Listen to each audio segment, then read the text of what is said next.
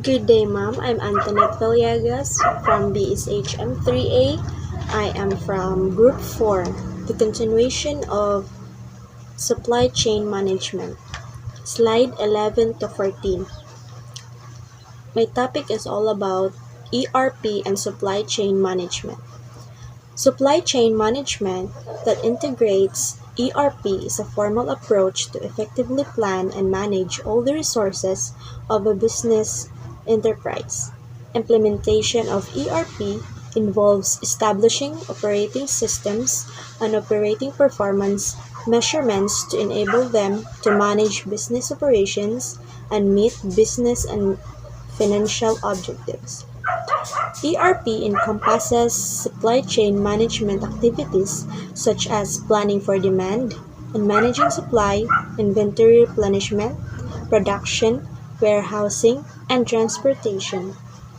ERP software also plays a key role in centralizing transaction data.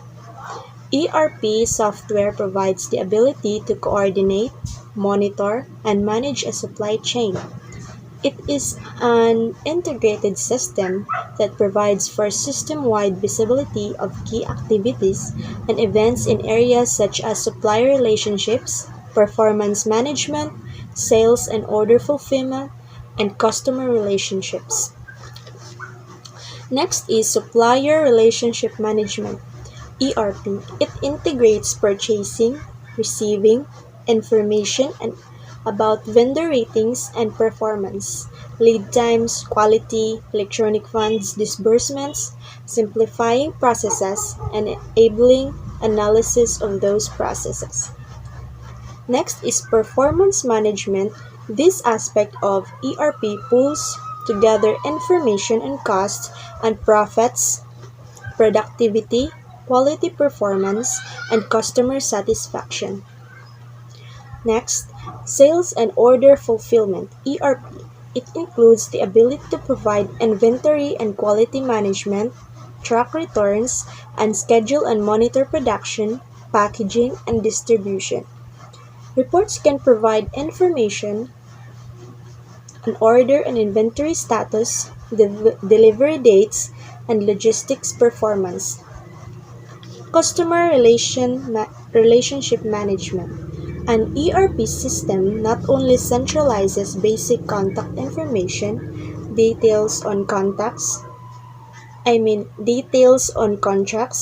payment terms, credit history, and shipping preferences. It also provides information on purchasing patterns, service, and returns. The next topic is ethics and the supply chain. There are many examples of an unethical behavior involving supply chains. They include bribing government or company officials to secure permits or favorable status, exporting smoked stocks to developing countries, claiming a green supply chain when in reality the level of green is only minimal, ignoring health, safety, and environmental standards, violating basic rights or workers, example paying substandard wages, using sweatshops, forced labor or child labor, mislabeling country of origin, and selling goods abroad that are banned at home. Every company should develop an ethical supply chain code to guide behavior. A code should cover behaviors that involve customers, suppliers' behaviors, contract negotiation, recruiting, and the environmental issues. A major risk of an unethical behavior is that when such behavior is exposed in the media, consumers tend to blame the major company or brand in the supply chain associated with ethical infractions that were actually committed by legally independent companies in the supply chain. Next topic is the small businesses.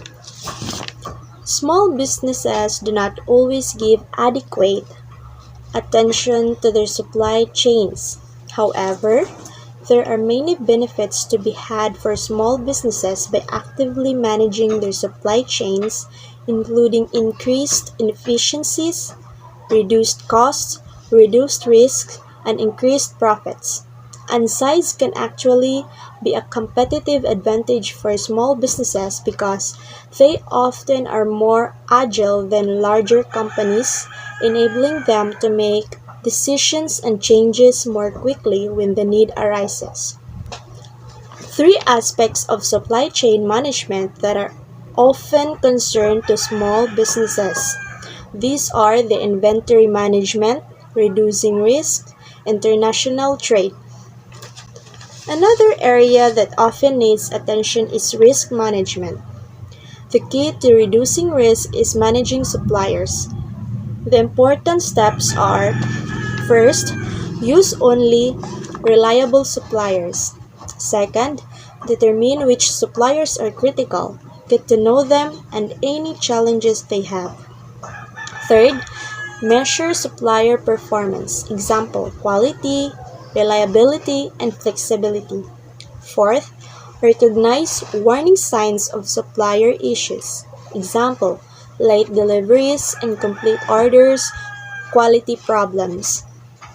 Fifth, have plans in place to manage supply chain problems. Importing can have benefits for small businesses. The Small Businesses Administration has some tips for using foreign suppliers. Importing can have benefits for small businesses. The Small Business Administration has some tips for using foreign suppliers. First, work with someone who has expertise to help oversee foreign suppliers, preferably someone who spends a good deal of time in that country. Also, a licensed customs broker can help with laws and regulations, necessary documents, and working with importers and exporters. Next, describe your buying patterns and schedules to set expectations for demand and timing. Next, don't rely on a single supplier. A backup supplier can reduce risk and provide bargaining leverage. Next, building goodwill can have benefits in negotiations and resolving problems when they arise. And lastly, consider using domestic suppliers if the risk or other issues with foreign suppliers are formidable. Advantages can involve lower shipping times and costs, closer interactions with suppliers, and increased agility. Thank you.